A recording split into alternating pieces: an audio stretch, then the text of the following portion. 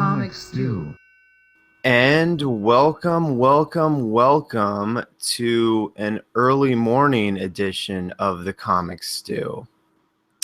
I'm Aaron. I am a little groggy, and I'm joined by my friend JC, who wants to talk over me. Hey, JC. I thought you were pausing for dramatic effect, but okay. I was. That and I'm groggy. You know, I thought you were opening me up to fill your hole there. So, okay, I'm not even going to go into that. So people, here's the deal. JC's in New York. I'm in LA. We wanted to get this show out. Yeah, cross country. So we wanted to get this show out before everyone goes their separate ways, namely before I leave on vacation. So we just wanted to bring you a quick show. Apologies if I'm a little out of it. I won't apologize for JC, but well, Aaron, you're apologizing for every single episode. It's yeah. Or too early. You know, you're like Little Red Riding Hood or something. No. Here's the thing. Yeah, you never can record when is like the best time to record. You either got to record super early or super late. It's all in JC time. As long as you understand that. All right, so let's just get into it. It's the most bitter sounding. Like our loyal viewers are going to be like, "Wow, he's really excited to be here." Yeah, I am not a morning person. What the things I do for this show. For the record, when he says morning, it's 11 a.m. Okay, but my schedule now is like work really late, and and first of all, it doesn't matter if it's 11 a.m. I'm still not a morning person.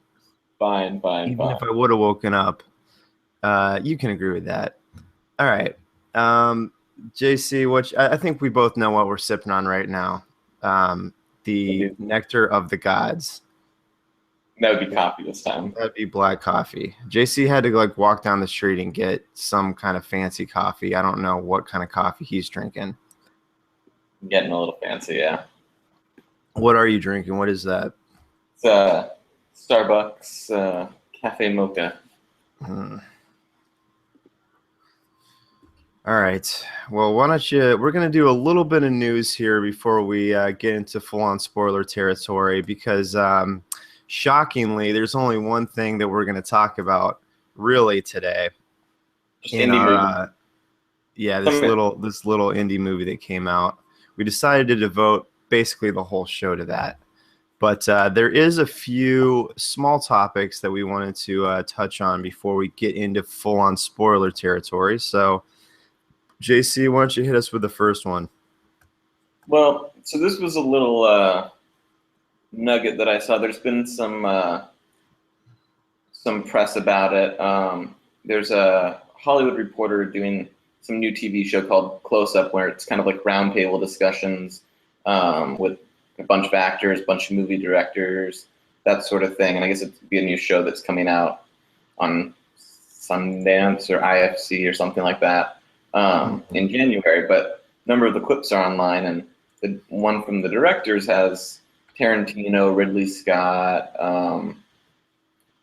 a few other well-known directors, and Ridley dropped this little nugget in the conversation, which I thought was quite interesting, which was that the end of Blade Runner, of the happy ending version, not the Ridley version, of the happy ending. Yeah. The theatrical version, the original theatrical with the Harrison Ford voiceover. Right, it was actually footage that was shot by Kubrick for The Shining, that he just called up Stanley and said, "Hey, you got any aerial footage left over from Shining that I could borrow?" And Stanley sent it over, and the rest is history. And even Quentin himself was not aware of that little nugget. So, I feel like that story has been out there.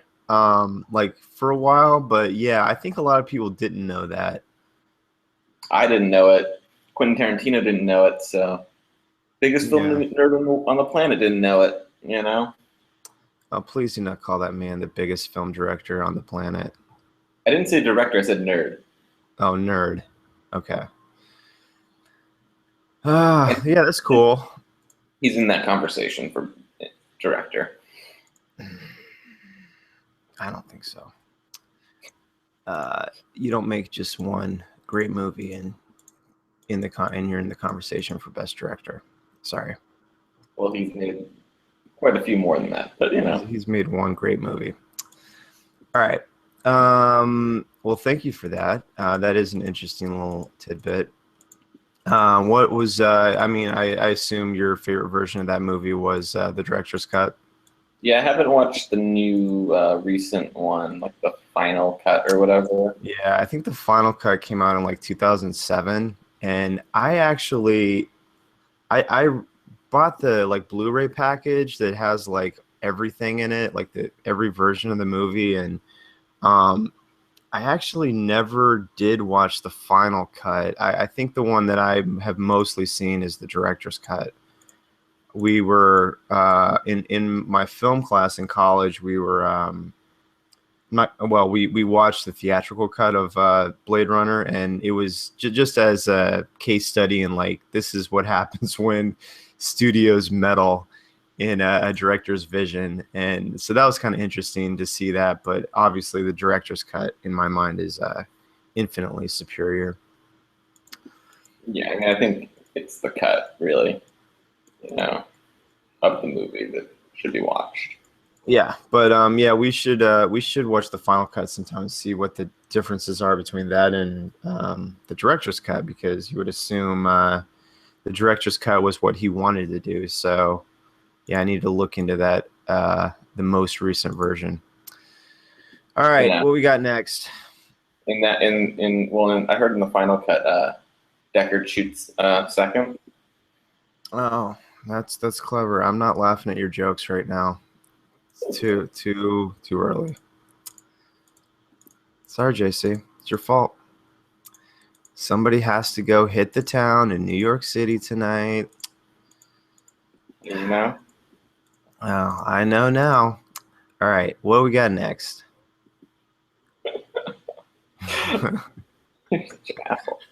uh, well, some news came out about a little Xena, the Warrior Princess reboot.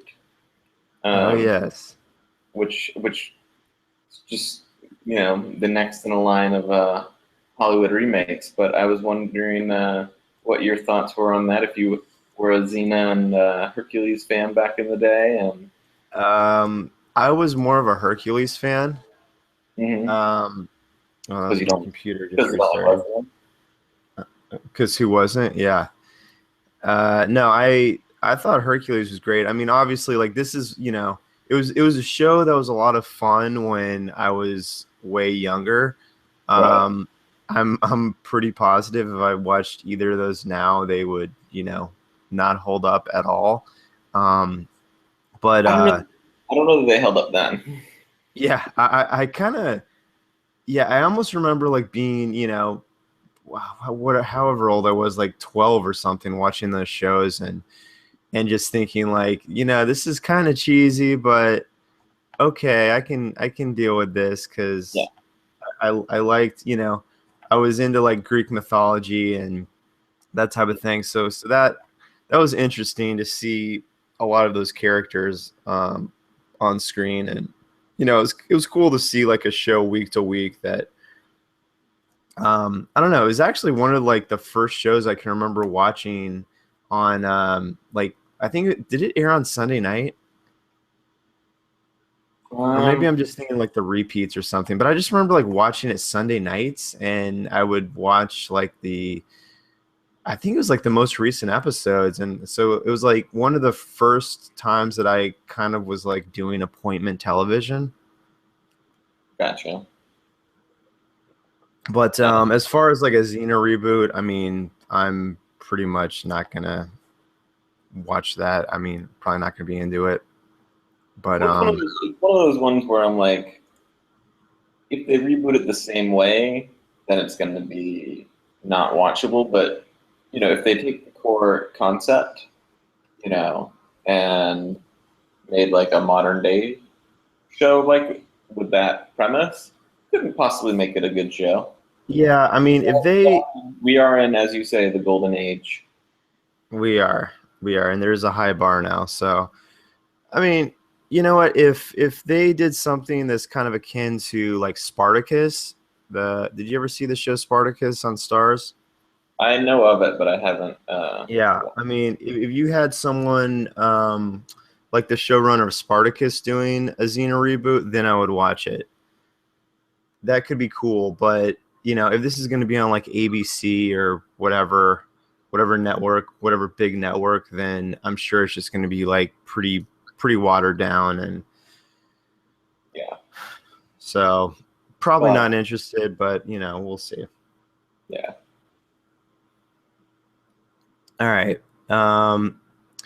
I'll tackle this next little thing. I was reading an article this week. It was on Comic Book Resources. It was in the Tilting at Windmills column. That is written by. Sorry, David Brian Hibbs. Brian Hibbs. Yeah. He does a column semi-frequently about different aspects of the industry, and he had one this week about it was kind of headlined as "Our Comic Shop's Days Numbered." And the reason he was postulating this was basically comic shops, I guess, in the fourth quarter of this year have done really bad. And I think that's partly he was basically blaming it on the big two, and he had some numbers and stats in there about how dire the fourth quarter was for comic shops. And basically, to sum it up, he was saying that a lot of comic shops just don't have the capital to stay open if they do bad over a 3 to 6 month period, and they're kind of a lot of them are in the throes of that right now. So I think it's an interesting article, and I guess time will tell whether a lot of these shops end up closing. But I mean, basically, he really was kind of calling out Marvel and DC for basically making some bad decisions, marketing wise, and with their lines, and that like a lot, like there's a lot of stores are hurting because basically, I mean, as you know, Marvel and DC pretty much own the comics landscape still, and they're the ship that kind of keeps comics overall afloat and comic stores afloat, because most people are going into a store to buy Marvel or DC comics. And And I mean, obviously, yeah, these things have happened before, but if every time it's happened, the industry has gotten smaller. yeah.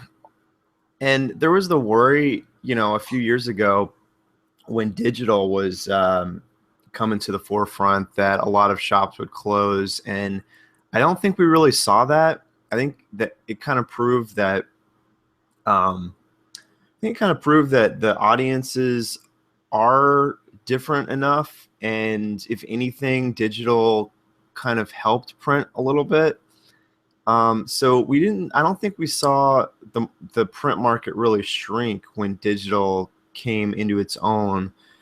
But when you have the drivers of the industry and they're both making decisions that readers kind of aren't on board with or not following, and he was specifically kind of talking about some of these some of the changes with DC doing their DCU line, which I guess hasn't really hit that big. And they also had that event, Convergence. It was like a 2-month event where basically all the books were put on hiatus, and this fill-in event cropped up with all these tie-ins, and Marvel has kind of done the same thing with Secret Wars, and it's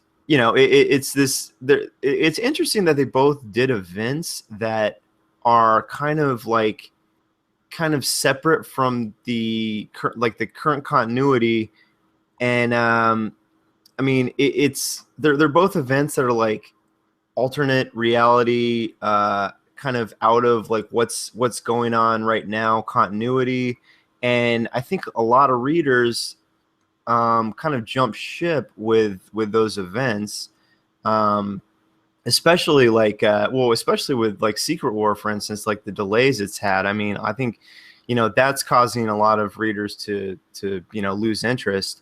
And it's bad. It's a bad look for Marvel, because Marvel has to launch their new line before their big event is even over. So it's definitely some bad decisions and practices are being kind of made by the big two, I would say, and Brian Hibbs was just bringing that to light. So it's a good article to check out. It will be interesting to see where comic shops are in a few months, and if there is if there are a lot of shops that end up closing. Yeah, I mean, I think it's also one of those things. A lot of times, I feel like these big crossover events have this double-sided. They're double-sided, because on the one hand, you're hoping that everyone will buy in and buy all the issues, but then there are other people who are like, look, I want to read this one title. I don't want to read 20 titles. So when they get sucked into something like that, they're just like, screw it, I'm not going to buy anything. Yeah. And I think, well, and I think a lot of readers also, they're like regular readers. I think a lot of readers are looking for a jumping off spot. Like Marvel would hope that this event would be a jumping on spot, but a lot of readers, like when they hear an event like Secret Wars is going to reset the Marvel universe and be this big end cap, they're like, oh, cool. Well, that'll be a good jumping off point for me. Right. I mean, yeah, exactly. It can be a jumping on point for people, but it's also, if you're reading what you think is 10 books too many, it's a good way to cut some of that off, because you're like, well, the story's over now. Yeah, and let's be honest, like comics are really expensive, and I think you get sucked into buying titles, and as the story goes, like you kind of, like, in my experience, like I've added titles, and like my reading list is kind of ballooned. And when there's a big event like Secret Wars, I always think like, well, this is cool, like this is going to be a big reset, so I can really pare down the amount of books I'm buying now. Exactly. So interesting article, check it out. It's on Comic Book Resources. It's the Tilting at Windmills article by Brian Hibbs. It was published December 18th. All right. Should we talk about a little indie film? What came out this week? Little indie film that could. Yeah. Did something come out this week? Well, select theaters, I think. Oh, okay. It was just in New York and LA, right? New York and LA, and every other possible theater on Earth. Every other screen everywhere. All right, so it is time for the spoilers to start, people. We are not going to hold back on spoilers. We're going to talk about episode 7 for the rest of the show. So if you haven't seen the movie, it's a good time to just tune out, log off, and if otherwise, you will know that Luke kills Darth Jar Jar in the first 15 minutes of the movie. Yes. Shit, I said it. Sorry, guys. Damn you, JC. All right. People. For those of you that are not going to listen anymore, have a Merry Christmas. All right. I always talk over you. Jeez. Sorry, buddy. Mm. All right. JC. So I guess, how do you want to start this? Well, what'd you think? What did I think? Well, I do remember we watched it in the theater together. We were sitting by each other holding hands like we do. And I remember when it was done, we got up and, we neither of us said anything until we walked outside, and you just asked me the simple question, well, did you like it? And my response was, I said yes, I liked it. I enjoyed the movie, basically. I thought it was a pretty good movie. I've really been trying to like wrap my head around what I thought of this movie in the last few days. Well, as someone who's seen it twice. Yeah. Keep holding that over me. I'm gonna see it again this week. It's a movie that I do want to see again. If for nothing else, just to kind of settle my opinion of what I really think of this movie. I mean, my first impulse was I liked the movie. Okay, so my thought is like, I love the movie. I love the movie. I'm not gonna lie. Okay. So you're in the love camp. I'm in the love camp. And what I will say is, as a film snob, critic, all that stuff, I can see all the holes that you want to point at, but the movie worked. And it left me wanting episode 8 and 9 to be tomorrow. Mm-hmm. It like, I can see its flaws, but it's still, well, yeah, it's still in the top 3 Star Wars movies of all time. Oh wow. Yeah, see, I won't go that far. I would put it at definitely a solid number 4. Oh, it's far better than Jedi. I actually saw I actually saw an article this week about Phantom Menace being better than Jedi. Oh, please. Are you high? I didn't write the article, but my point is, Jedi isn't that great of a movie. I disagree with that. I think people hate on Jedi because of the Ewoks, and the Ewoks never bothered me. Well, I think the throne room scene with Luke, Vader, and the Emperor is probably the best scene in the entire Star Wars saga, in my opinion. You're wrong. And the space battle is epic in that movie. I love the Jabba stuff. Yeah, I never get when people hate on Return of the Jedi. I'm not hating on it. It's still the 4th best Star Wars movie.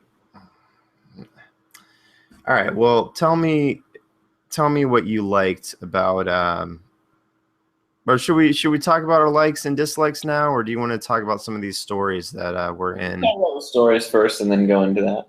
All right, well, first off, Force Awakens had the biggest box office opening of all time.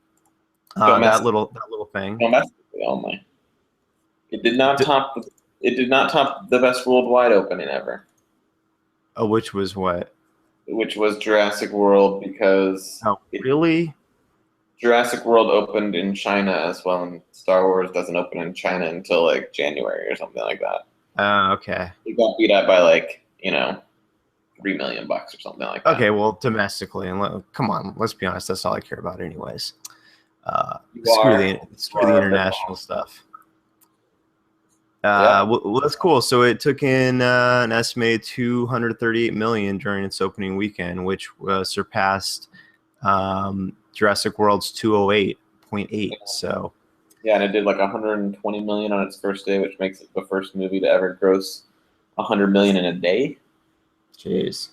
Yeah. Yeah, that's incredible. And I'm pretty sure it's getting a lot of repeat business. I mean, I want to see it again. I think you've already seen it twice. You're probably gonna go see it a third time.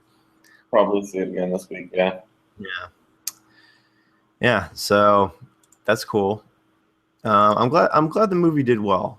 I mean, I knew the movie was going to do well. I'm glad the movie was good. yeah. Uh, If the movie had been bad and it had done well, who cares? yeah. Well, okay. Let's just talk a little bit about what we liked about the movie then. Since it did do so well, and I mean, how did you? I mean, what were your initial thoughts? Like just getting out of the movie. Like what were you thinking? Well, okay. First of all, like it felt like Star Wars, Yeah. much more so I feel like than the prequels. Yeah. Um, it felt like a very lived-in world. I really liked that they didn't over-explain things to me. Okay. Like, um, which is I know it sounds counterintuitive, but I got enough that like there's a new republic. There is, the First Order and the Resistance, and they're fighting. Um, but their Resistance is kind of part of the Republic, but not really. But like they didn't go into like I didn't have to hear, a Senate debate about it, Yeah. which was, obviously one of the weaker points of the prequel movies. Um, Yeah. but and like I like the Han and Leia stuff. Um, they hint on like, okay, they're not together, and like, here's why. But like, they didn't go into like, did they get married, and like they didn't go into this whole like drawn out explanation. Like Yeah. it was more of like you're catching up with these characters in motion, like the real world happened, which is much more like the original Star Wars movies, where a lot of stuff is implied but never explained. Mm-hmm. It's that the shark in Jaws being scarier because it's underwater and implied than seeing the shark and you're like, oh, it's a rubber shark. Yeah. I guess if I could offer a counterpoint to that, You want all the answers. what's that? You want all the answers. Well, here's my counterpoint to that. I agree with you that the original Star Wars did do that. However, I really just felt like one of my biggest complaints with the movie was how jarring the 30-year gap felt to me. It was just extremely discombobulating for me to just like catch up with these characters and then them just be in this like entirely new and different situation and them looking, obviously like completely different. It was just, it kind of just psychologically shook me to see Han Solo old. I still can't deal with that. I know you don't like change. Well, it's you know what it's very jarring to see these beloved characters and you haven't seen them for 30 years and then you see them again and it's like, wow, what happened? I mean, and I guess my counterpoint to what you were saying about um, the character stories being backstory being implied, um, that worked for the original Star Wars. For now, in this new era, we are familiar with these characters. We know and love these characters. I want to know what's going on, what happened with these characters. I don't want I don't want it implied. Like, I want to know what happened because it's too jarring of a transition for me to have to deal with this gap. And Well, don't you think? I need more. Don't you think that like these these are things, this is a new trilogy, right? Some of these answers are going to be answered throughout this new trilogy. If every answer was answered, right now, then why have 8 and 9? Yeah, of course. It's not even that so much the movie the movie didn't handle it right, I guess you could say. It's more that just it had this inherent weakness in that too much time had passed between episode 6 and episode 7. I think that's always going to work against it ultimately. I think in almost any other film franchise, you either if this much time had passed, you would either recast the characters or do or have the characters be dead or something if you're going to continue in the same universe, and just having the same characters but being 30 years older is for me it was extremely jarring. Oh my God! And I don't think it helped the movie. You're such an old man. Uh, Like, get off my lawn. I mean, come on. Like, of course they're going to be in the movie, and of course they're going to be 30 years older because it's been 30 years. Yeah, but And it was 30 years because George Lucas wouldn't make episode 7. It wasn't 30 years because the plot was better because it was 30 years later. I mean, I think the plot was probably better because of that, because we saw what George, there would have been trade talks in episode 7. Okay, well, I'm assuming that if George didn't make episode 7, but it would have been 20 years ago, he sold the rights or whatever, let's just say. Basically what I'm saying, if like George Lucas did not make his episode 7 20 years ago, and we got to see like the New Republic being founded and these new, maybe we would have seen more of like something more akin to like the Admiral Thrawn trilogy, where he's taking the remnants of the Empire against this fledgling New Republic. Like, I think that would have been cooler. Like, it just felt like it was just too big of a jump for the old characters. Yeah, I know I'm repeating myself, but like that was just a complaint I had. All right, disagree. But could and let me just say though that I guess going into the movie, I just wanted to like briefly touch on how I was feeling going into it, because I feel like I did a pretty good job of not getting too excited for this movie. I mean, how is your like excitement level like going into it? Mine was definitely high. Okay, because I didn't feel like mine got high until like the day of. Like I did a pretty good job of just like staying away from trailers and spoilers and all that stuff, and like I didn't really get excited until I sat down and it was about to start. Like that was a pretty cool moment. And I had the trailers on repeat. You had what? I had the trailers running on repeat on a loop. No, I just watched the one big trailer, and that was really it. I don't want to see too much. I will say it was pretty awesome. The opening scene was pretty awesome to me too. Like having the shot of the planet and then the Star Destroyer going over it, in silhouette. That was really cool.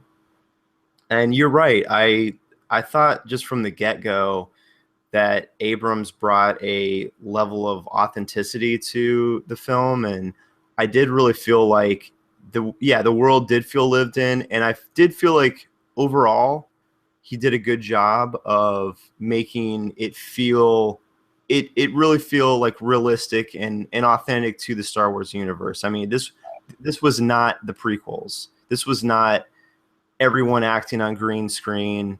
It was not shiny and glossy. It was a lot of practical effects.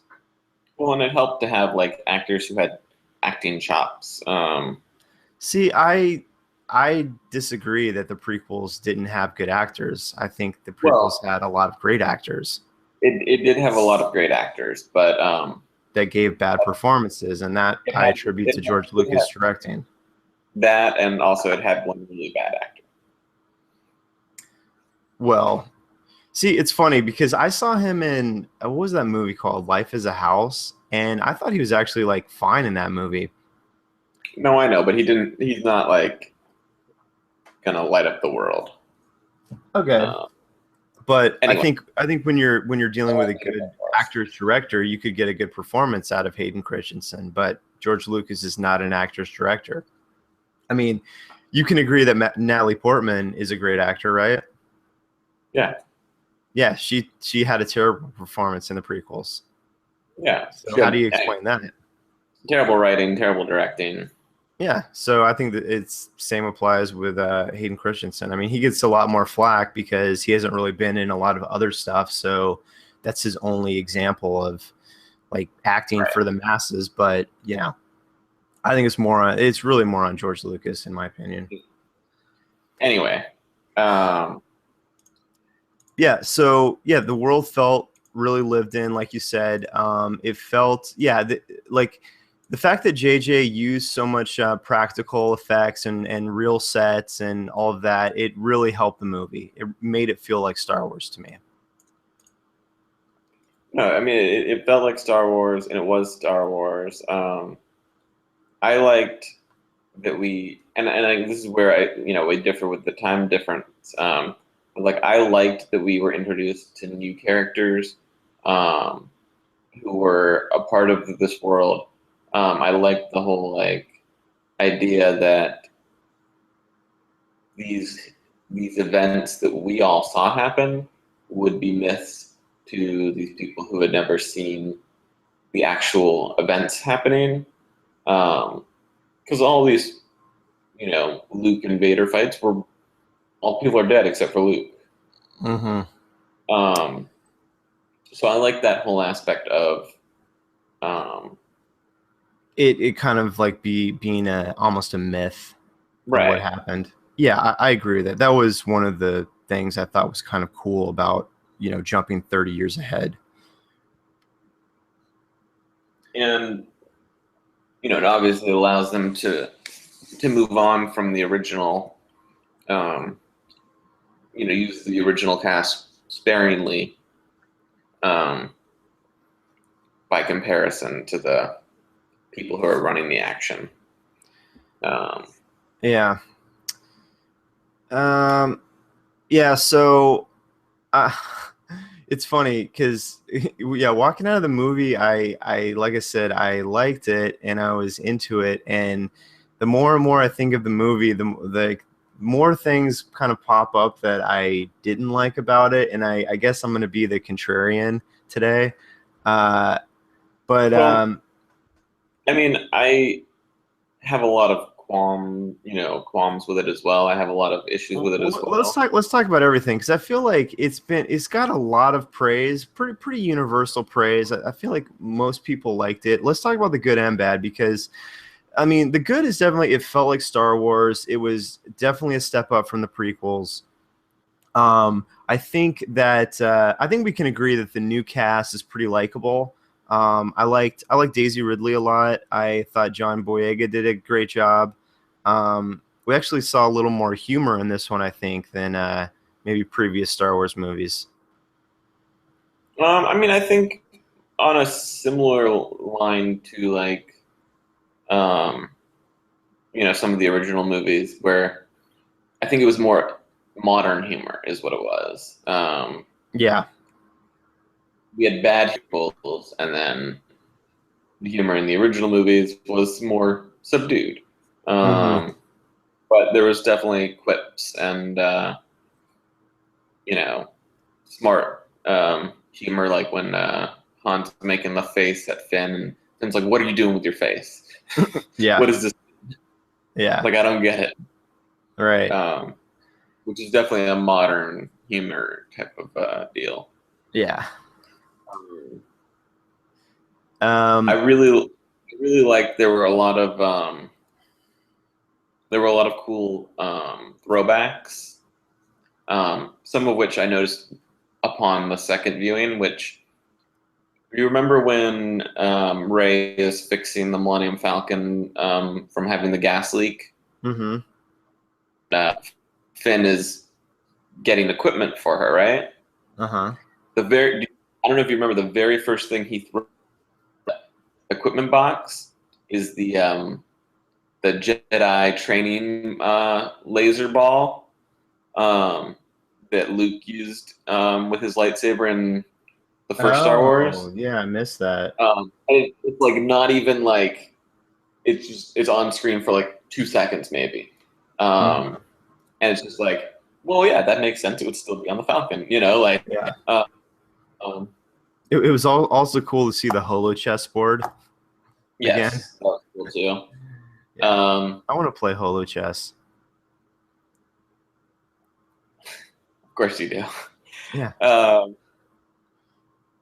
And Yoda's in the movie. Both versions of Obi-Wan Kenobi are in the movie. Yeah, let's talk about that. I think maybe people that just saw once wouldn't have got that, but there was the scene where Rey touches Luke's lightsaber, and she hears voices, and she hears Obi-Wan Kenobi. Apparently, Abrams was able to actually use Sir Alec Guinness's voice in that scene as well. So you actually have Ian McGregor. He cut like one word out of.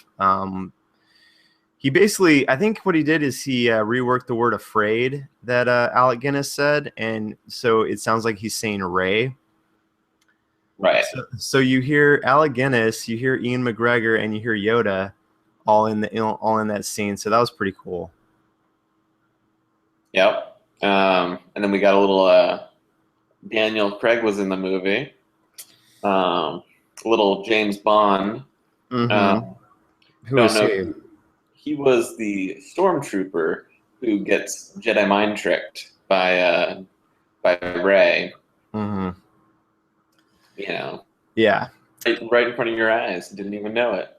So let's talk about Rey a little bit. Can we do that? The Force is strong with her. Well, what did you think of what did you think of her character? I mean, I thought the actress Daisy Ridley, I thought she did a great job, and I liked the fact that we had a strong female character who, even in like the first scene when Finn comes to rescue her, is very much like, "Why are you holding my hand? I got this," kind of chick. As far as her Force powers go. Yeah, there's definitely an aspect of, well, she gets really good at the Force really quick without any training. Yeah, there's a term though that I saw that I actually hadn't seen before. When people referred to her as a quote Mary Sue, and I guess that's like referring to someone who basically just is kind of like this invincible character and really doesn't have any weaknesses and can do anything. And I kind of have to agree, because I mean the girl could basically just do whatever she wanted. Like, she flew the Millennium Falcon perfectly. She could take apart electronics. She survived for like years and years by herself. She took out like three thugs, like no problem. I mean, she could mind control a stormtrooper without even like having done it before. She could like counter force probe Kylo Ren in that scene where he's trying to like extract what she knows. And obviously she could fight with a lightsaber and like summon a lightsaber like past Kylo Ren. Like, I just here's a possible thought. Anakin Skywalker was supposed to be the chosen one to bring balance to the Force. Perhaps she is the chosen one to bring balance to the Force. Well, could I just say this? Okay. Yeah, I don't know about that. I just don't know about that, because I mean it's so early and we don't know who she is. We assume. I originally thought she was going to be Kylo Ren's sister and Han and Leia's daughter, just like in the expanded universe with Jaqen and Jaina Solo. But then, of course, you hear Han call out to Kylo Ren and call him Ben. So that was another child they had in the expanded universe who was the youngest child. And I didn't really read a lot of like Ben Solo adventures. I read a lot of stuff about Jason and Jaina, but not a lot of stuff about Ben. He came later. So, but I guess my thing with Rey is I'm just going to be blunt. I felt like they went into it with the thought, okay, we're going to make a strong female character. And there's nothing wrong with that. But I just felt like they overcompensated on that. And instead of making her just a strong female character who's kick-ass and awesome, they made her a character who could do no wrong and was basically invincible. Like, I never felt like she was struggling in that movie. And I felt like she should have been struggling, you know? Like, there's nothing wrong with when she's fighting like 3 thugs, like, and John Boyega is like going to help her, and he like trips, and like when he looks up, she's already like beat all their asses. Like, okay, it's like, okay, you're trying to prove that like she's a kick-ass like female and she doesn't need any help. Like, that's fine, but you just like keep doing it throughout the whole movie and culminating in basically a duel where I thought there's no way in hell she should have been winning that against Kylo Ren. Like, I don't care if he's wounded. There's no, like, it just did not ring true to me at all that she's able to outduel a trained Force user. I know Kylo Ren's not a Sith Lord, but she's able to outduel a guy who has used the Force for years, has been trained by Luke Skywalker, and we see how powerful he is early in the movie. Like when Poe Dameron shoots at him and he stops a blaster bolt midair and keeps the blaster bolt hovering there. Like, that is a lot of power. And look, we don't know how strong she is. Yeah, but it doesn't make sense she can use the Force like that, like with no training. Like, how is that possible? Like, we know that Luke's supposed to be like super powerful. Well, it took him like years to develop the Force, and all of a sudden, like at the end of the movie, she can just do it. Like, there's no character arc. Like, there's no development. You know, it's just like all of a sudden she's awesome. Well, I mean, I think the lightsaber grab, they were trying to make something of the lightsaber like belonged to her type of thing, because obviously it called out to her before. I think it was a sword in the stone kind of moment, as opposed to a Force strength moment. Yeah, he probably should have kicked her ass in the fight. But I also stand to reason he should have beaten Finn in the fight really easily as well.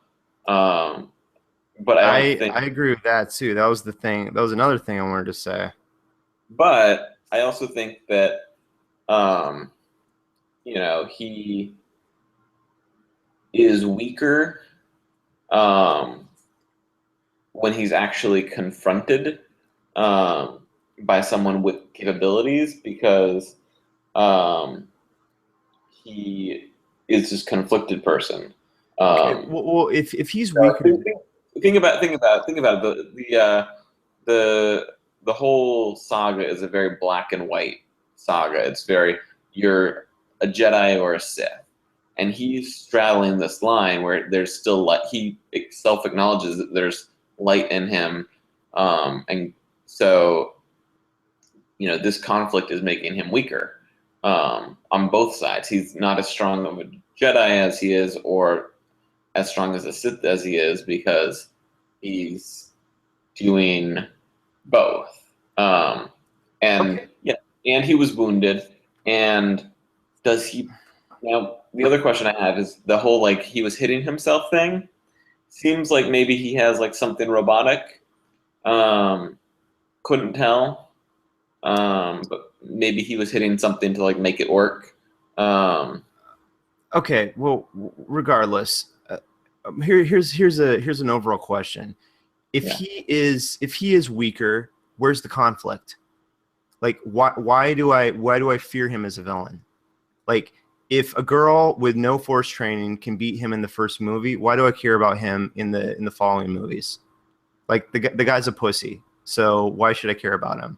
Like, Darth Vader was a fucking badass in episode 4. You saw how dangerous he was, and you carried that thread through the rest of the movies of how dangerous Vader was. Kylo Ren, I don't consider him a threat after this.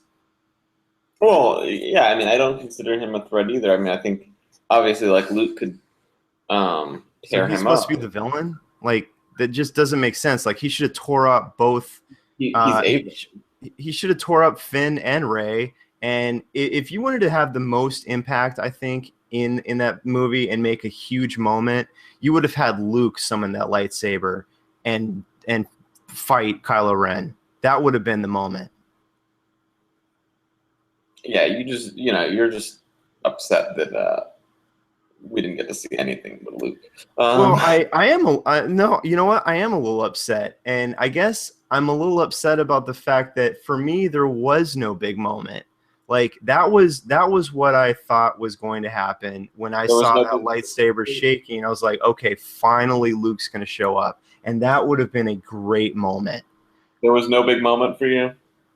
I mean, there was moments. Han Solo dying. Well, that was a moment. That was a tragic. That was a tragic moment that I'm not gonna. I'm talking a triumphant, like big. This is awesome moment. I mean, the Han death was a big moment, but it was depressing. A big awesome moment. But you're someone who likes Jedi over Empire, so makes sense. Oh, I've never said that. When have I ever said that? The Empire Strikes Back is the best Star Wars movie, hands down. Okay. You just seem to you want a happy ending. No. Well, Empire Strikes Back was the middle movie. I was not expecting a happy ending out of Empire Strikes Back. And in episode 4, I mean, there's a huge triumphant moment, and Well, I mean this has a triumphant moment in the sense of, Rey beats Ben Solo, and they blow up the Death Star 3. I guess my point is, though, what I'm trying to make is that moment didn't feel earned to me. Like, it felt implausible, so I just didn't really buy that. But okay, we're going to disagree on that. Can we talk about the fact that there's another Death Star in this movie? Well, okay, the plot of the movie is the plot of A New Hope. It's definitely It's a lot of things that are rehashing. Yes, it's a remake of A New Hope. I mean, shit. When Han Solo dies, it's the same scene as when Ben Kenobi dies. Literally, the other protagonists are watching this happen, but too far away to do anything about it. Like, yeah, same scene. Yeah. Lots of stuff. Well, that being said, I thought it was a great remake.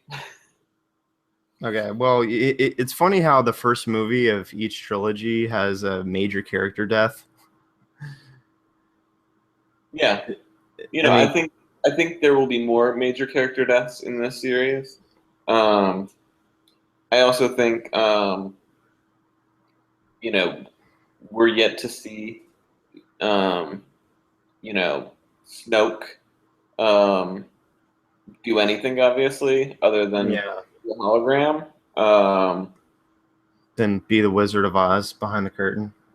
Right, you know, and um,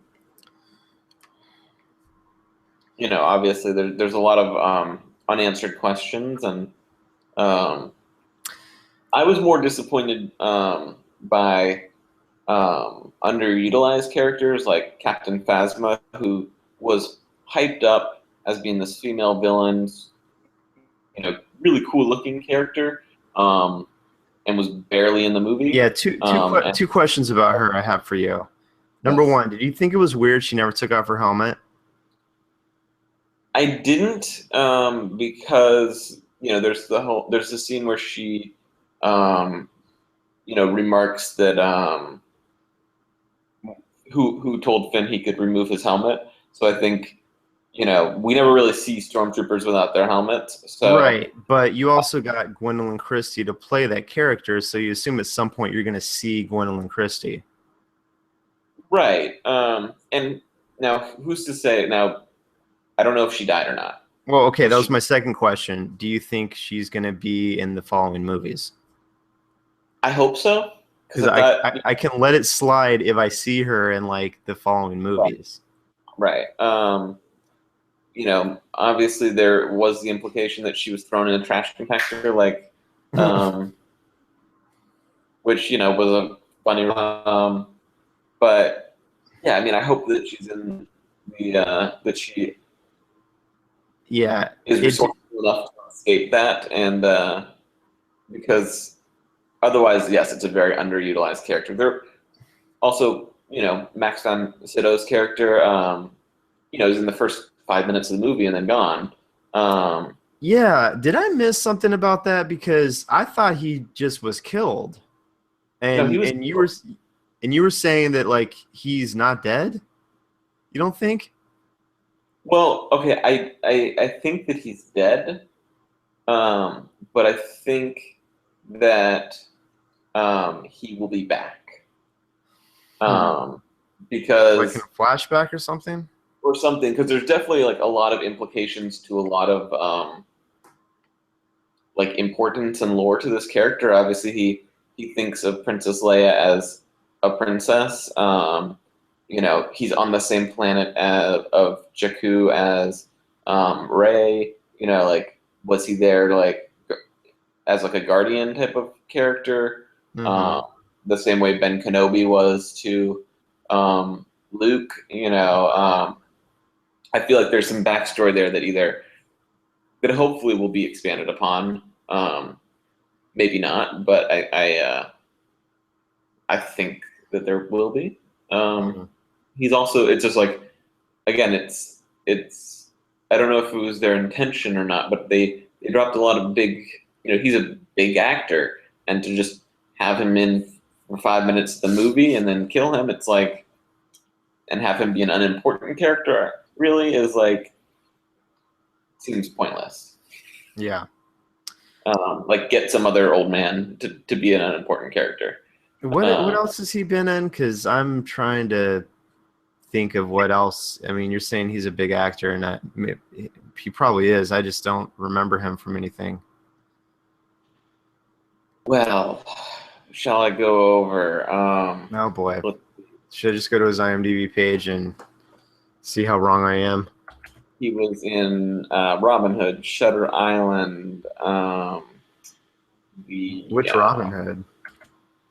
the recent one. Oh, the Ridley Scott one. Yeah, Minority Report. Saw that. I don't remember him. What Dreams May Come. Oh yeah, I recognize him from Judge Dredd. Oh, The Exorcist. Oh, he's in The Exorcist. Yeah. Okay. You know. Yeah. You know, he's. Yeah, I mean, he's been in stuff for 60, 70 years. You know, like. Yeah. No, you know what? I was having a hard time remembering what he looked like in the movie, and just looking at him now, I was like, oh yeah, I've seen him in a ton of stuff. I mean, he was in. One of those people. He's one of those people who's been in a ton. You know, he was in The Seventh Seal, which I think was his first, like, his breakout thing, and then. Yeah, but I mean, I don't think, like, okay, just because you cast him, that doesn't necessarily mean that he's gonna be in a ton of other stuff. or he's going to be in a lot of the other movies. I mean, I don't know if he's like that level. No, but there definitely is like, you give him like, obviously he has this curious name, and he has a lot of Max von Sydow. Yeah, I agree. That is a curious name. No, Lor San Tekka. I know, I'm kidding. But like even his dialogue, implies a lot of. He's like, this will begin to make things right. There's a lot of like dialogue that's implying this sort of bigger story to him, and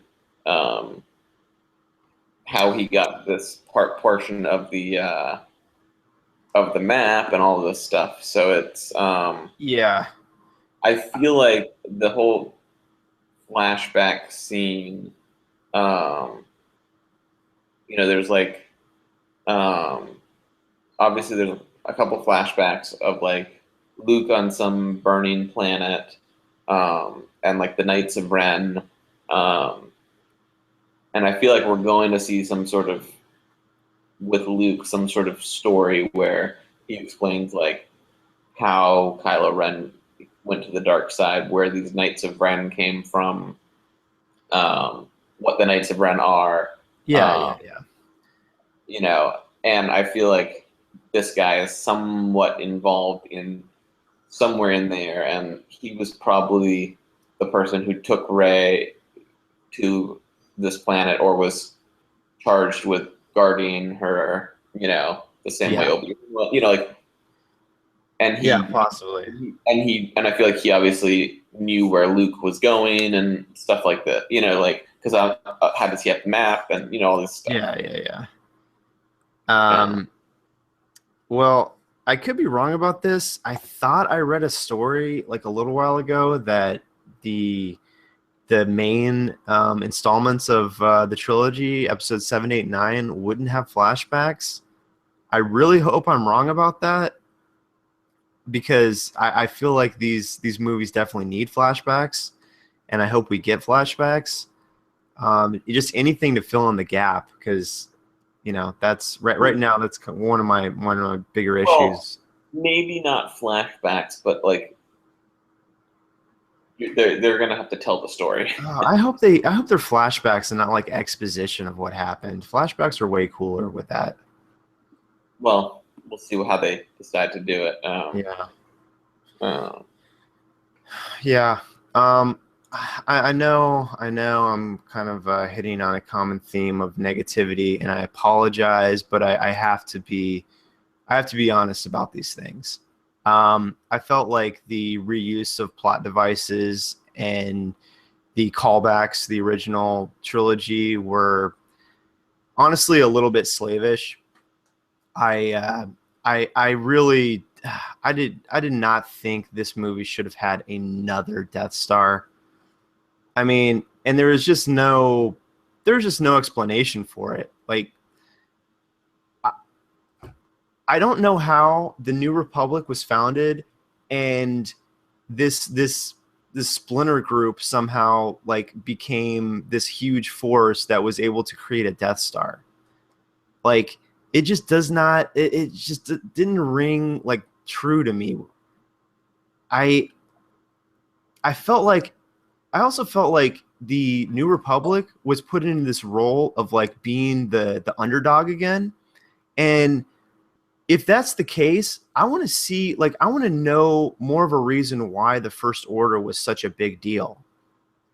I felt like it was false to have the New Republic, who are basically like, let's be honest, like they're kind of the man now. The Empire were the guys in the original trilogy. What? It sounds like the New Republic doesn't really have an army. Well, after defeating the Empire, you're still going to have an army. You defeated the Empire with something. Like, how do you let this force grow so huge that they have another Death Star? Like, it just didn't ring true to me. 30 years. Yeah, well, Big let's get a little bit of like explanation. It was just all of a sudden, like out of the blue, it's like, oh, here's another stand-in for the Empire, basically. And you know, these rebels are the New Republic now, which should be like the governing force, and it's almost like it should have been more of like akin to the real world struggle between the West and ISIS. I felt like the First Order should have been like ISIS in that they're a smaller group, but they're able to do a lot of damage. And the New Republic is more of this like big unwieldy entity this has trouble dealing with this splinter group that's just popped up, this like small dangerous group. And you know, it felt like it should have been a role reversal. Like the First Order should have been like the rebels in the original trilogy, and like the rebels, they're the New Republic now, should have been in that role of like having to be this large governing force that has to deal with these new threats, but they're not the same threats. And here's the thing is, you are misconstruing the battle, I think, of like the second Death Star fell, the Emperor fell, and then all those other stormtroopers all across the galaxy, that they all then fell too, but they didn't. Like, of course they didn't. But in 30 years, if the New Republic was even going to be established, they should have been all hunted down. Yeah, but I think it's more akin to like, you know, I don't know. This is like the War of 1812. You know, the British are still an empire, even though we're, you know, America is a country now. Yeah, but I don't know. I don't really buy that. I don't know if I want to buy that. Like so many years later, I feel like the War should have been. The War of 1812 was, you know, 40 years later. Okay, but I got the impression from the film was that well, I guess I didn't get an impression of how the First Order got so huge. Like, I just wanted more. I mean, I know that exposition isn't always the best thing to do in a movie, but give me like a reason why the First Order is such a big deal. My feeling is, search your feelings. My feeling is that we're going to get this exposition of how these things came to be in the subsequent movies, but that they didn't want to answer everything. Okay, but the answer's something. I mean, we keep going. Like, I feel like it's going to come. It's going to come. It's like, okay, well, they did something. But they did. They gave you some things. We know where Luke Skywalker is. We know where Luke Skywalker is. We know where Luke Skywalker is. We know Rey's invincible, and we know where Luke Skywalker is. We don't know that she's invincible. We do know that, you know, Kylo Ren is Ben Solo. Yeah. We do know that Han Solo is not invincible. Thank God Chewie survived.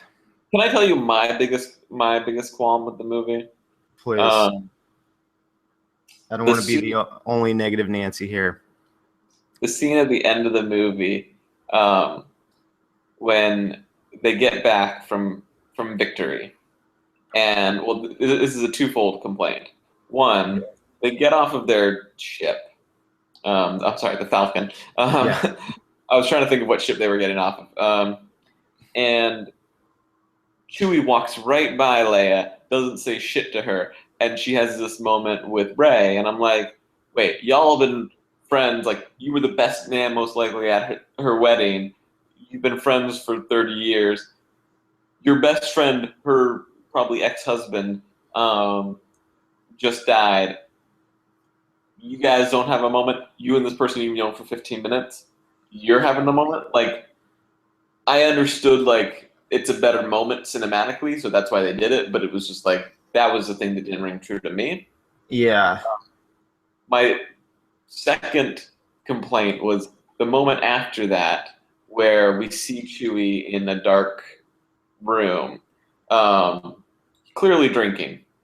I mean, not clearly, but like in my mind, he's clearly drinking. Mm-hmm. What I really wanted that moment to like be was like for the camera to pull out and him being like, you know, some cantina, and just like everyone fucked up because he's just kicked their asses, and is still drinking, like because he's taking out his Wookiee aggression from the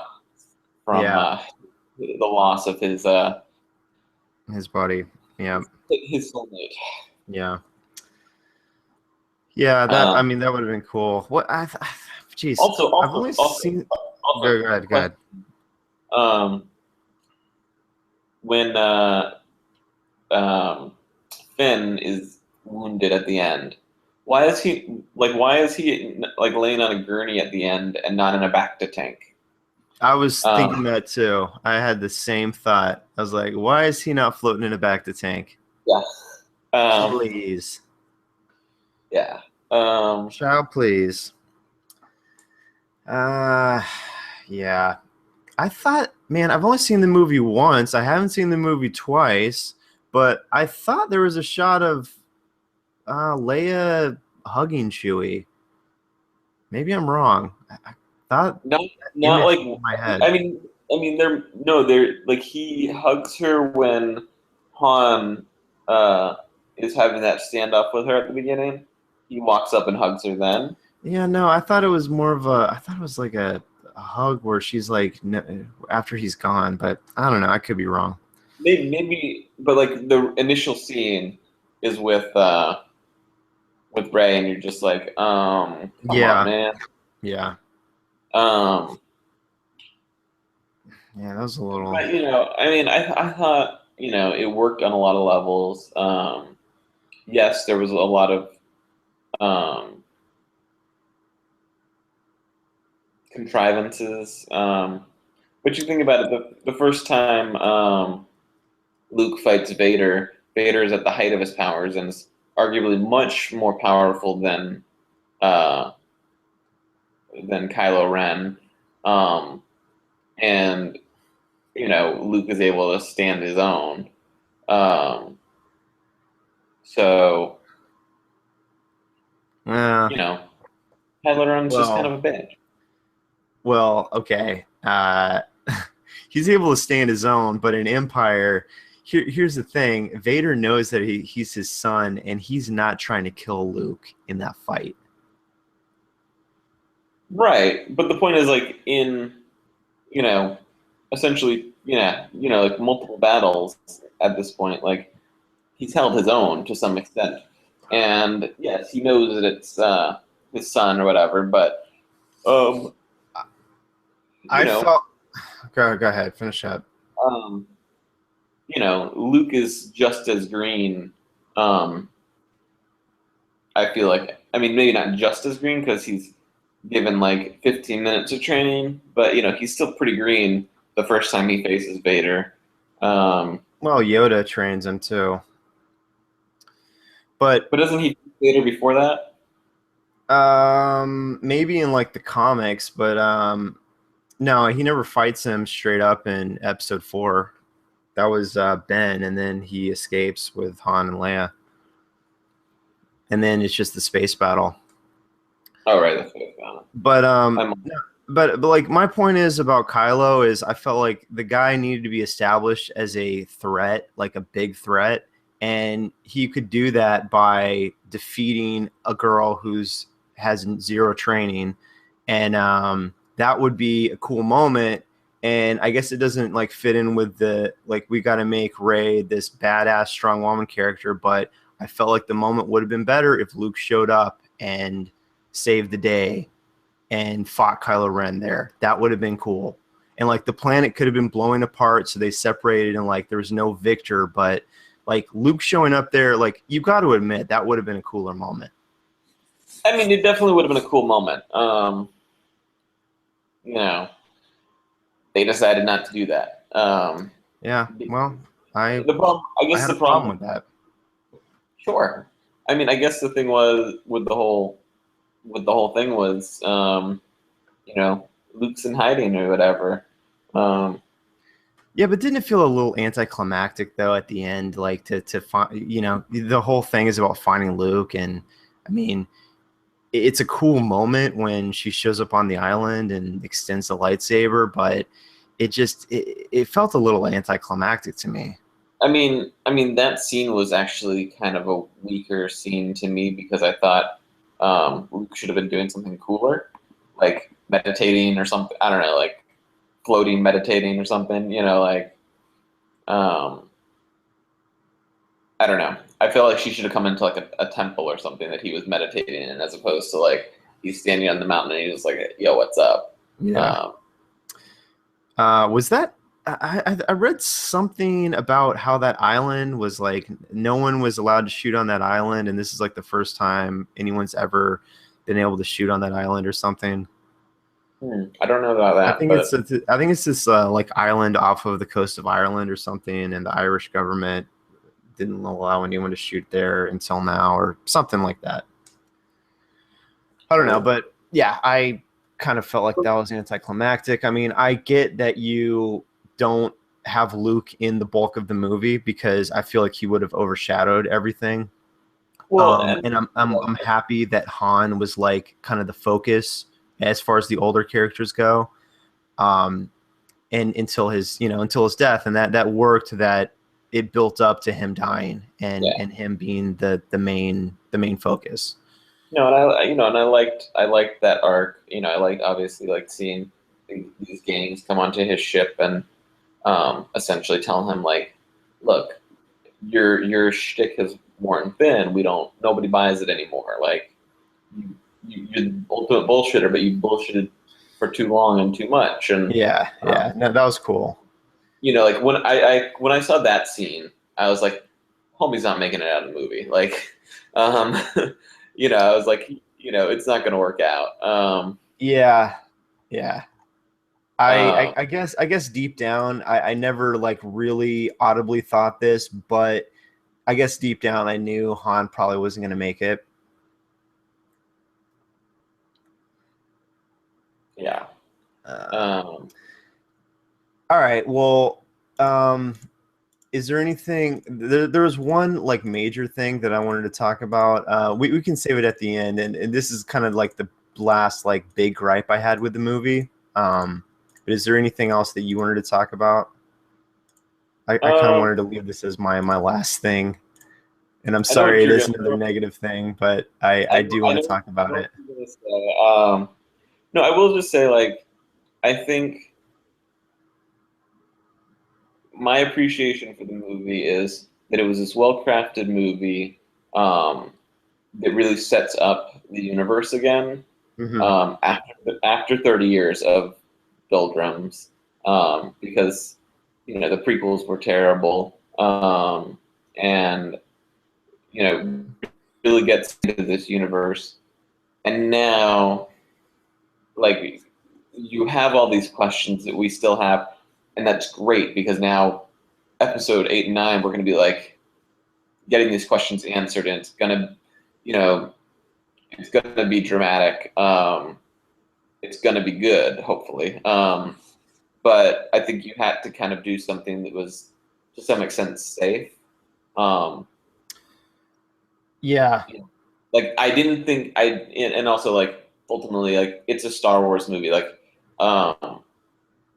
I wasn't expecting it to change cinema the way the first Star Wars movie did, because it's the 7th Star Wars movie. Of course, yeah. It's the same way like when the first Matrix movie came out, it changed cinema. But like the second and third movies, no matter if they were great or terrible or whatever your opinion of them are, is like they were never going to be that first movie because they couldn't change cinema again.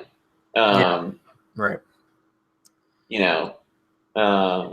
So I think it was levels. It gave us what we wanted to see, and left us. It opened the door to re-entering the universe.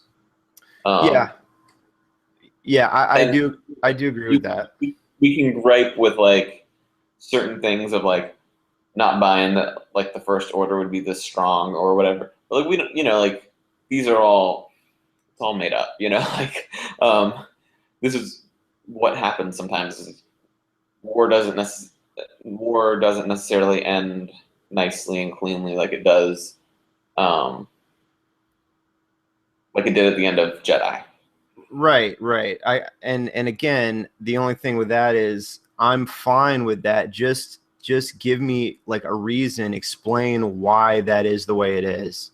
It just felt a little too contrived that this huge threat is there, and it's just a given. It's like, oh, the First Order, they're this dangerous force. Well, why are they? Like, what happened? Part of me also wonders if some of this was explained and then ended up, being cut for time's sake. But that's one of those unknowable.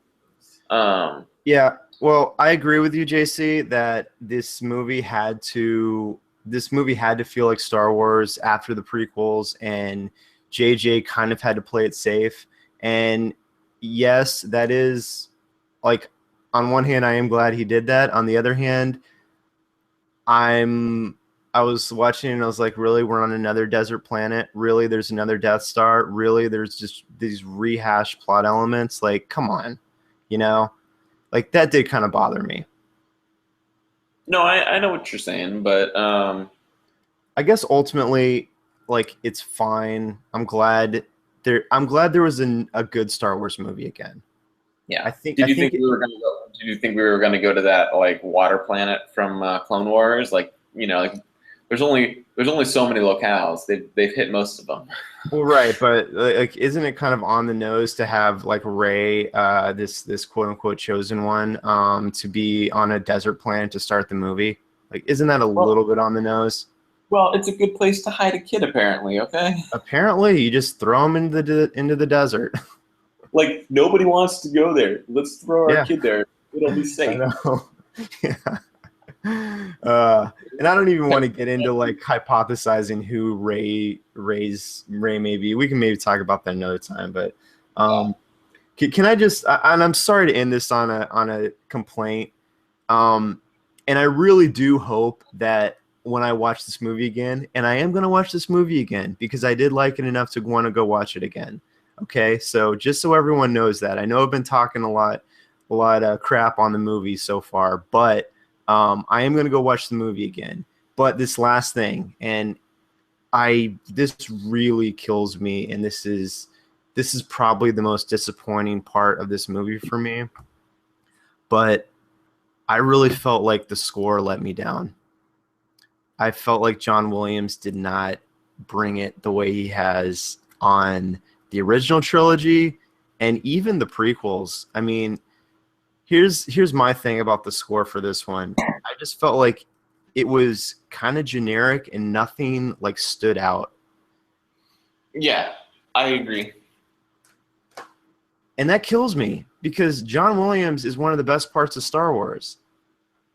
No, I mean, after the movie, you were saying they should have recast John Williams, and that is absolutely insane. But it is insane to think that. But I guess my point with that was, if you would have got another composer, just like JJ paid homage to the original trilogy, that new composer would have paid homage to Williams' classic score.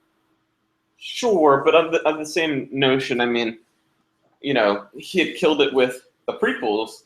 I mean, Duel of the Fates is, Oh, John Williams killed it with the prequels. You can say what you want about those movies as movies, but the music in those movies are awesome. Right. I think some of the best Star Wars music is in the prequels. I really do. Like Duel of the Fates and the battle between Obi-Wan and Anakin in the third movie, that music is stellar. I love that stuff. I mean, just think about how those movies would have been if the music wasn't that awesome. I mean, they're already not great. Like, they would have just been downright terrible. No, for sure. No, and yeah, it was. You know what it was more so than like being not a good score. It was a score I didn't hear. Yeah, I agree. Totally agree. So my question is, was it a bad score or was it an underutilized score? I don't know. I'm not going to say it was like outright bad. It was disappointing. It was underwhelming. There were moments where I felt like should have been punctuated with just classic John Williams stirring music, and I didn't get that. And the moment was kind of muted for me because of that. No, but here's my question: was that a virtue of Williams' score or a virtue of the sound mix lowering the value? I don't know. No, I think it was the music he wrote. It just wasn't. I didn't feel those moments like I did in Star Wars. And the thing is, I didn't even hear it during those moments, so I was. Yeah. It wasn't an understated score, and I'm baffled why in some of those classic like in some of those big moments, like when the X-wings are coming in, to engage the First Order on the planet and stuff. Like he should have just gone back and hit on some of those big moments, like from the first movie. I mean, I know you're kind of repeating yourself, but you're doing a movie for a new generation, and just like have a little bit of callback. Like that music worked in the original movies in those moments for a reason. Here's the irony. Here's the irony. There you want the callbacks. Well, I want him to do a new, like I want him to do new stuff, and I felt like he did a good job of that in the prequels. But there's some moments where they are like visually on the screen, Abrams is hearkening back to earlier Star Wars, and on some of those moments, like I just feel like the music should have maybe matched that a little bit. There should have been a little bit of callback. Yeah. Speaking of the funny moments, I was just thinking the moment when Poe is being interrogated by Kylo Ren, and he's just like, "Do you speak first or do I speak first?" Like, I can't tell because of your mask. I was like, "That's." Yeah. Oh man, what do you? By the way, what do you think of Adam Driver as an actor, and just the fact that he's going to be in the next couple movies? I mean, I think I've heard him being referred to as like emo Darth Vader, and I really like him. I really like him as an actor. He's far better than Hayden. I got to be honest, I wasn't that impressed with him. Fine. And it was kind of, I guess it was kind of his look. I don't know. Well, I mean, his look is what his look is, but I mean, he's a far. I mean, if anyone was emo Darth Vader, it was Hayden. Well, sure, but come on. But I mean, I'm not comparing. I'm not trying to compare those. Like I'm just thinking like who would have been the best for that particular role, and that.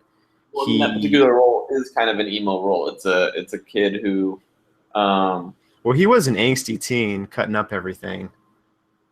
Like he came off like a total emo, like brat. Really. Yeah, like he's a brat. He was Han Solo's kid being trained by Luke Skywalker, and couldn't live up to the pressure, or wanted to act out and be a bad kid, or whatever that backstory is.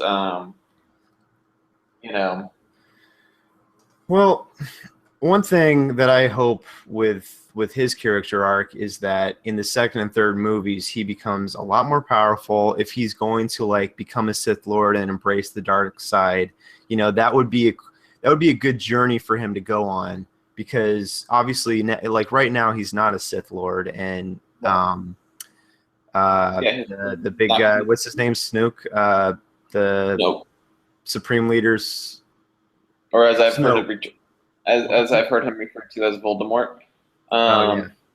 What's his name? Is it Snoke? Yeah, Supreme Leader Snoke.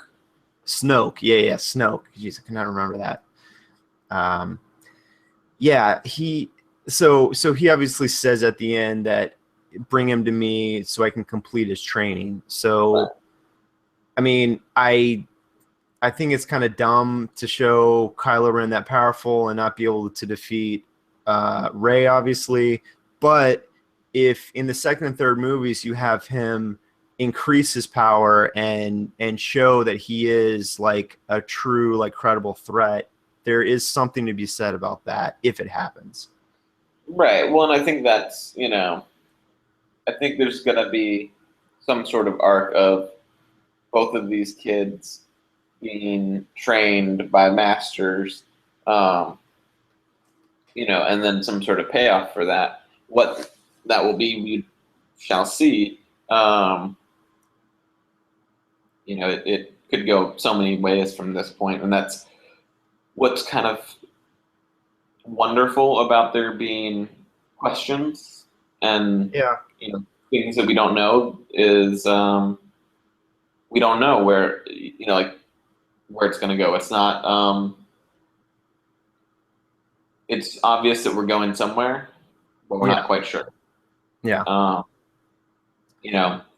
What I do know is in the next 18 months we're going to have 2 more Star Wars movies. So oh my gosh, that is so, isn't that insane? In the next 18? Oh, because the episode 8's coming out in May of 2018, right? Right. Oh, that is so crazy. And Rogue One comes out about this time next year. Now that is a movie that I am looking forward to. Like, I'm probably a little too excited about that movie right now. It's interesting. Some people are very down on that, and I think the casting, the directing, and all that, it's going to be great. I also don't think it's not going to feel like any Star Wars movie we've ever seen before. Well, that's why I'm excited for it, because I want it to be a dark, gritty movie, and I want the tone to be decidedly different than what we've seen before. Oh, and from the very limited promo materials I've seen, like it is conveying that tone. So I hope we see that. Was I the only one who was disappointed that we didn't get a Rogue One teaser at least before the movie? You know what? Like, I'm actually fine with them not doing like post-credit stuff, just because I feel like that's kind of Marvel's thing, and you don't need to copy that. No, I don't mean post-credit. I mean pre-feature. Oh, okay. Like the movie's a year from now. Like, yeah, it doesn't have to. It could be that teaser that you put on that they put at Celebration, which was a teaser. Like, I don't need more than that, but just like I thought that would have been a good moment to do it. Oh, by the way, did I miss previews, or did they just not have any previews in Star Wars? So the movie that I saw had 8 previews. The movie that we saw had no previews. Yeah, that was crazy, because I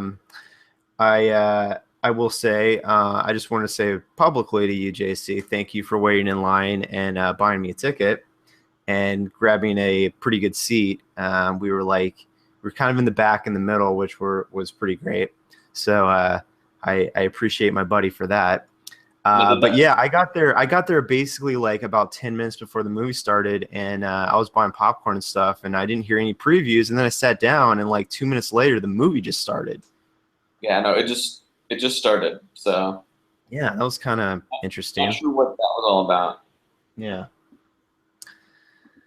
So I guess to sum it up, I thought it was good, not great. It was definitely an intriguing intro movie. I really hope episode 8, just like Empire did to A New Hope, just really ups the ante and is basically a lot better, because I think when you compare 4 and 5, we love 4 because of the nostalgia, but I think we can all agree that 5 is a superior movie in every way, and I hope we see the same thing in episode 8. Yeah, and then you'll see episode 9 with Ewoks, and you'll like it more. I don't know. Why do you not like Jedi? I don't I get don't that. not like Jedi, but I think that this movie is better than Jedi. Okay. I think this is a better movie than Jedi. All right. You know, All right. take that for what you will. All right. Well, I know you gotta get going and go get your shopping on, so I'll let you go, JC. And all that stuff. Yeah, go buy some Star Wars toys. Oh yeah, you gonna get some Gonna, stuff? you know, no, probably not Star Wars toys, but Yeah. gotta get some. I'm staying I'm staying well above that fray, man. I'm not going there. I used to have a bunch of Star Wars toys. I actually still do have some. Like I have some of the ships still from when I was a kid. I bought Slave One and I bought like an A-wing because that's always been my favorite ship. I still have those, but I'm definitely not jumping into buying toys this time. Well, I have the robot BB-8, so I'm good on Oh, that's toys. cool. That's actually the one thing I wanted. Is that the one you can like control with your iPhone? Yeah. Oh, that's cool. Yeah, that'd be neat to get. Yeah. Well, hopefully there's going to be. I'm really hoping, or I'm really hopeful, just beyond the movies. I hope there's some good video games coming down the line, because I was pretty disappointed with Battlefront. If I'm being completely honest.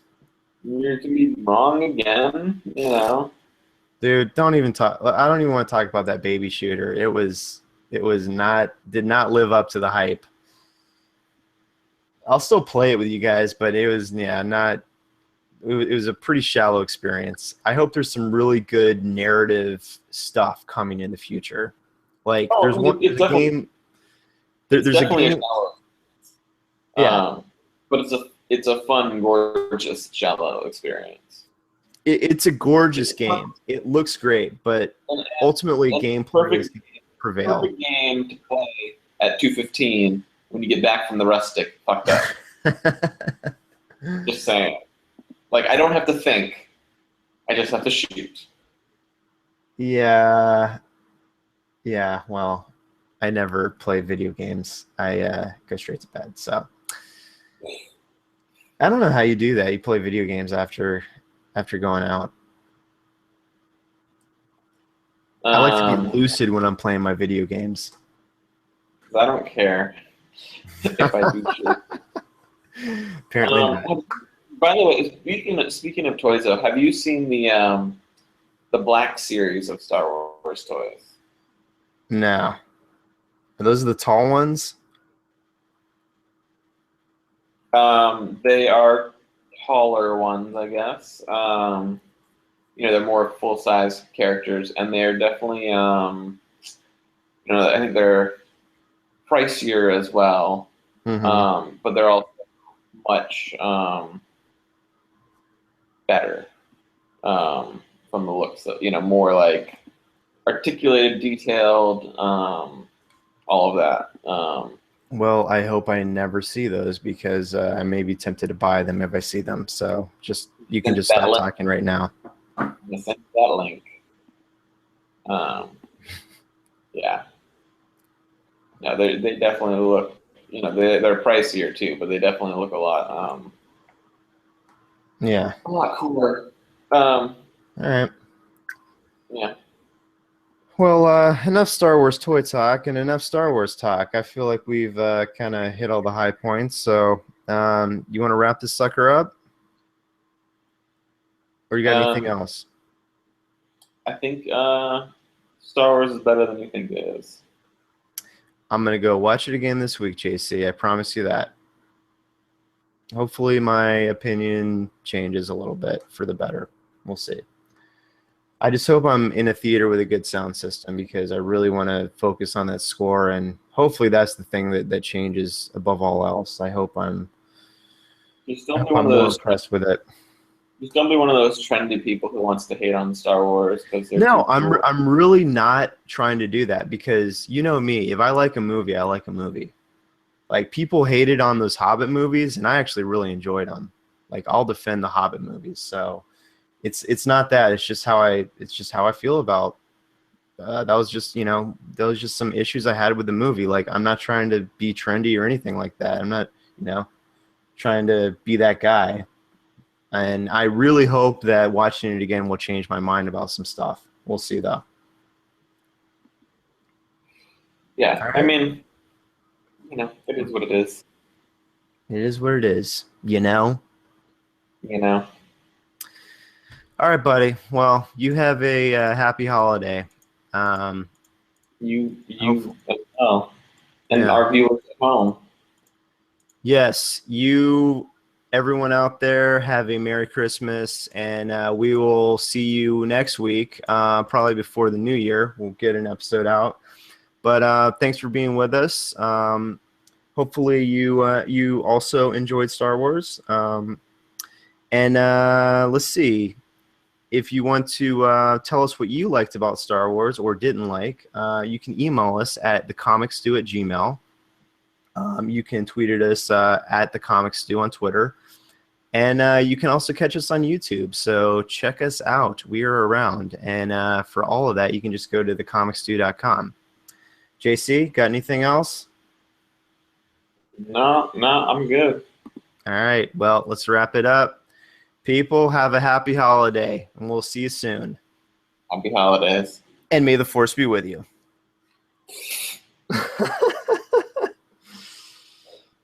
All right, I'm going to stop it. Last line of the movie.